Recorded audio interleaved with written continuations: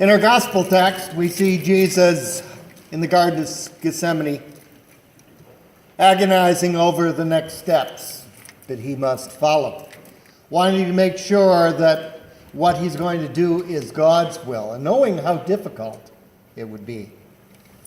In his letter to the church of Corinth, Paul comes dangerously close to giving thanks for what he calls a thorn in the flesh. Though he did not welcome the thorn, Paul admitted that he benefited in some way from it.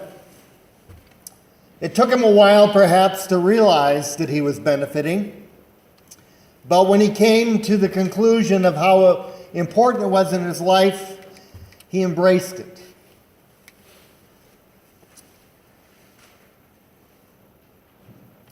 What was the thorn in the flesh? Why did Paul ask for it to be removed? And why did Paul eventually become accepting of it? One of the first things to point out here in this text is that it's clear that God was not the source of the thorn. He says it's a messenger of Satan. It doesn't come from God. And that's a reminder to us in our lives that many of the difficulties of our lives do not find their source in God. It may very well be that we have an illness. It might very well be that we've made some mistakes in life and are suffering consequences of life. But they may not actually come directly from God. Sin is at the back of many of the problems of our lives. Drunk drivers, inattentive drivers, sleepy drivers cause accidents. It isn't that God wanted someone to die in an automobile accident.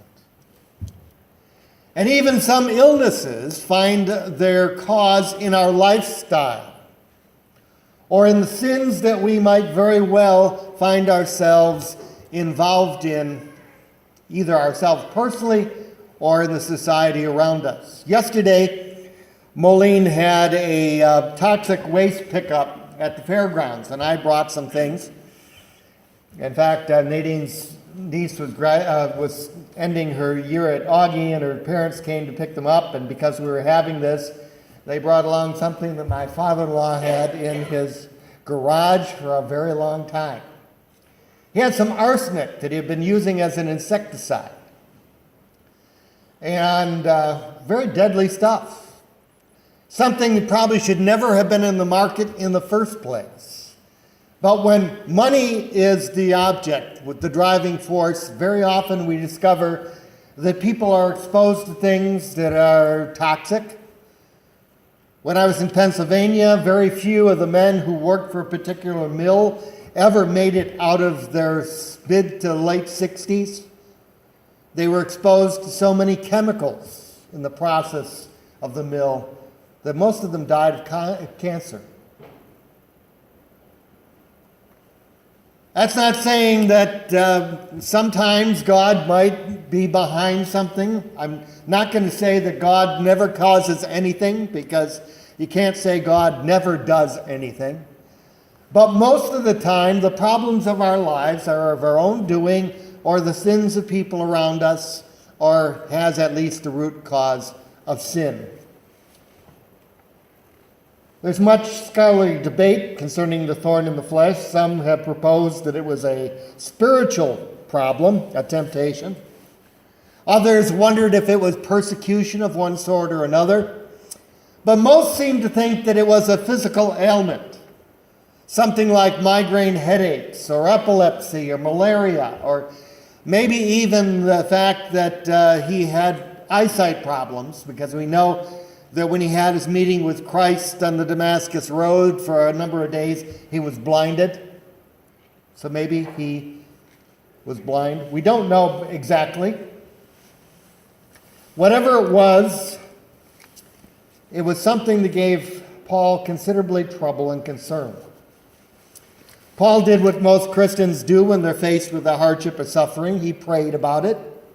He prayed that it would be taken away. Our text says 3 times, 3 major occasions, he prayed about it. And each time, God's answer was no.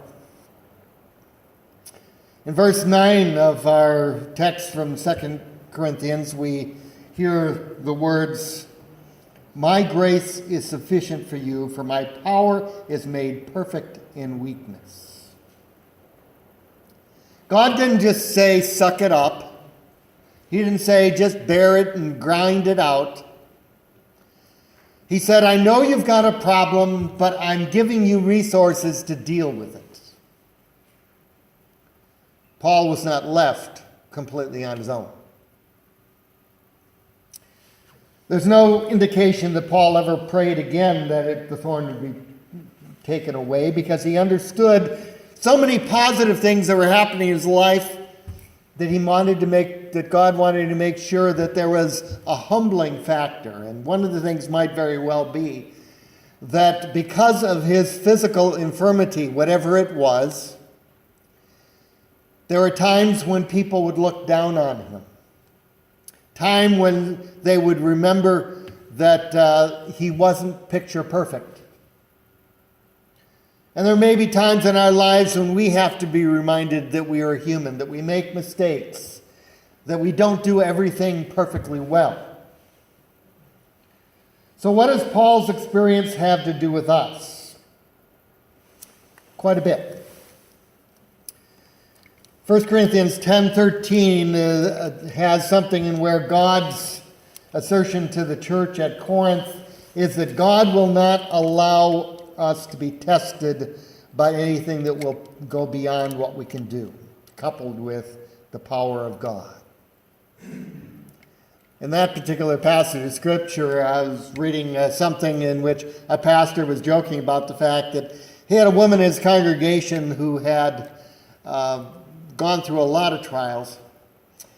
And she says, I know God feels that I can handle the difficulties of life with his help. I just wish he didn't have quite the confidence in me. It would be nice not to have to go through some of these things. Paul's prayer was answered, but it was not fulfilled. Paul would have agreed with this woman. There may have been times when whatever that thorn in the flesh was, whether it's epilepsy or migraine headaches or malaria, there are times when it really set him down. Times when he'd have to take some time out and not do what he was doing because of the problem that he had. And God kept on telling him, we can handle this together. I'll give you the resources. Paul was a wise person. He recognized the thorns of his life, accepted them, and even learned from them. Paul's experience to us is a reminder of a couple things. First of all, there's an old Negro spiritual which said the words, all God's children's got thorns. And we do. You haven't gotten to your age without having had problems and tribulations in life. Sometimes those are given to keep us on track. We're very easily sidetracked in life. We're often so concerned about controlling our life that we aren't giving God a chance to direct us. And sometimes we're pulled up short by those failings, those hurts, those frustrations. Like Paul, we have to understand that we have thorns. They may be people in our lives. I can remember one pastor saying that we were at a pastor's meeting. He said, well, thankfully one of the thorns in my flesh is no longer there. A longtime critic in the church has transferred his membership to another church. Sometimes we find that there are difficult people in our lives. Sometimes we discover those difficult people are relatives of ours. Sometimes we have children who do not always toe the mark and really stretch our ability to love them. Sometimes we discover we have physical frailties that keep us from doing some of the things we would like us to do. And it may be God's way of helping us understand that there are some other things he wants you to do at that point.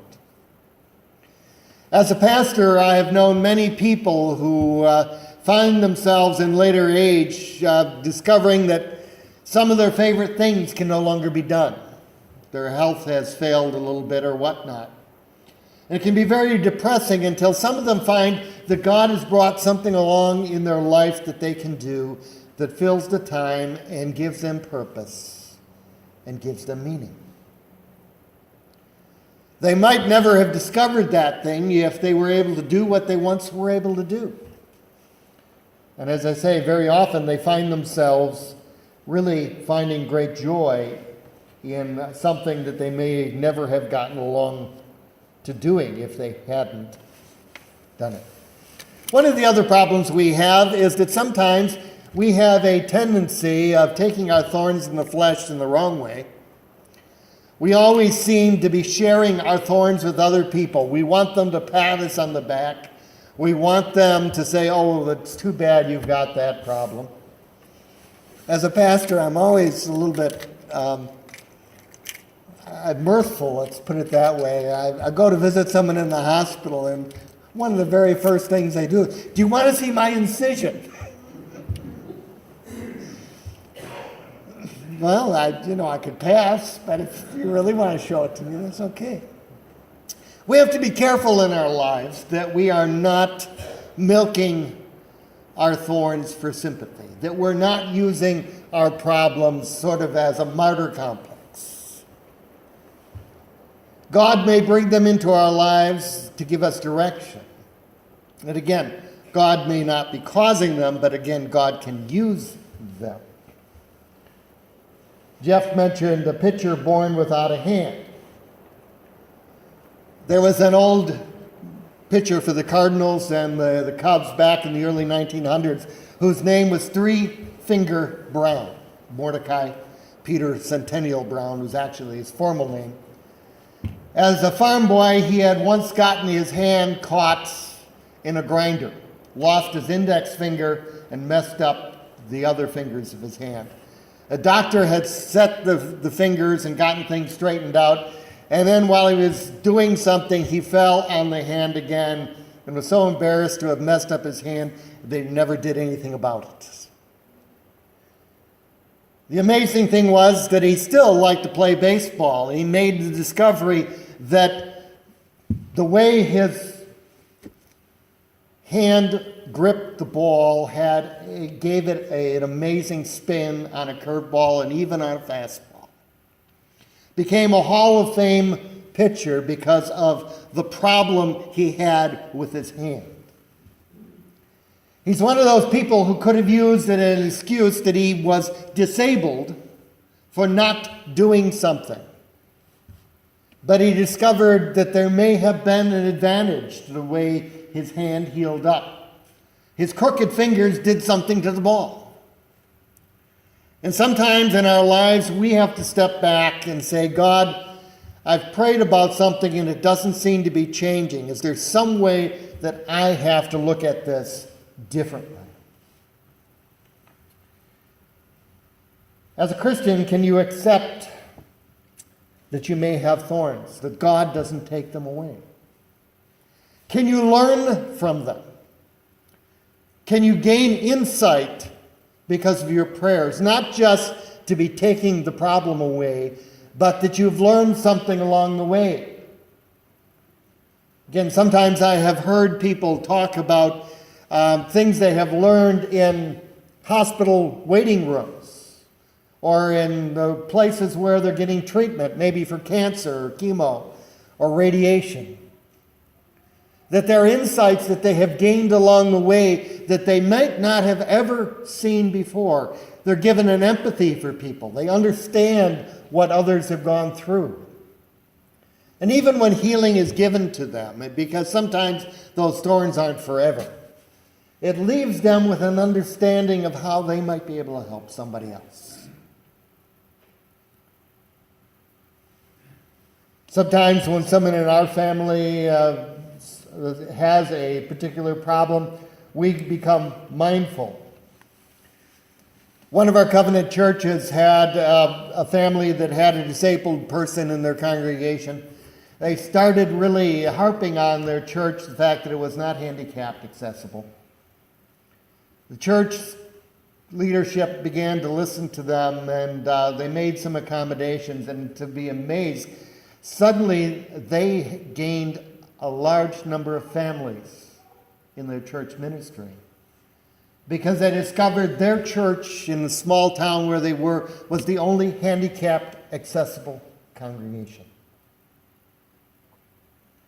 Sometimes we discover that there are ministry potentials when we become aware of something. Yes, we can pray that God would take something away, but we also should be praying that God will show us what we need to be learning from the situation. If we're to bear patiently our thorns, we need some word from God. And that word that came to Paul was those words, "My grace is sufficient for you, for my power is made perfect in weakness." And many people have commented to me that they have begun to understand those words. That very often something that could be looked at as a liability opened those doors somewhere else.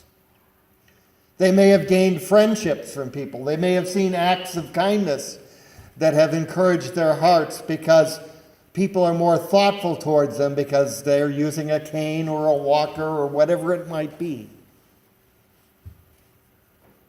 A lot of times there are conversation pieces in life. I know of a person who had a cane that was rather fancy looking, and the person really no longer needed the cane. I asked him why he used it. He said, "Because people talk to me when I'm using this cane. It's a good conversation piece." And Nadine and I know that when we had our dogs, the walks with the dogs often opened up conversations with neighbors. That since we no longer have the dogs, you don't see the neighbor as much. You don't talk to them about things as much. My grace is sufficient. I will get you through what you need to get through. I will help you learn. So I would challenge you to ask, are you learning anything from the thorns in your life, whether they be personal, whether they be physical? Are there insights that should be helpful? Are there things you are learning? So often in life we find people thinking that God intends to take everything away. They'll say, God gives you whatever you pray for. No, he doesn't. Paul knew this. He prayed hard that his thorn in the flesh would be taken away. And he came to realize it was serving a purpose. Are you confident that God's grace is sufficient to lead you through whatever you are facing? If you're facing a tough time, ask God to give you the grace to make it through, to show his sufficiency, and then ask the question, God, what do you want me to learn from this? I had an aunt who, in some ways, wasn't picture perfect by any stretch of the imagination. But she often didn't have a whole lot to do. She was widowed fairly early in life, and after she had retired from a job, she used to go to the malls, and she said she would sit there and watch people go by. And her comment was, you often learn an awful lot about people just watching them go by. You learn something about humanity. Are we observant? Are we learning the lessons around us? Are we learning that God's grace is sufficient? That his help gets us through the difficulties of life? So we always have to ask ourselves the question, is God's grace sufficient? And if we don't think it is, ask ourselves the question, why? Is there something we are missing?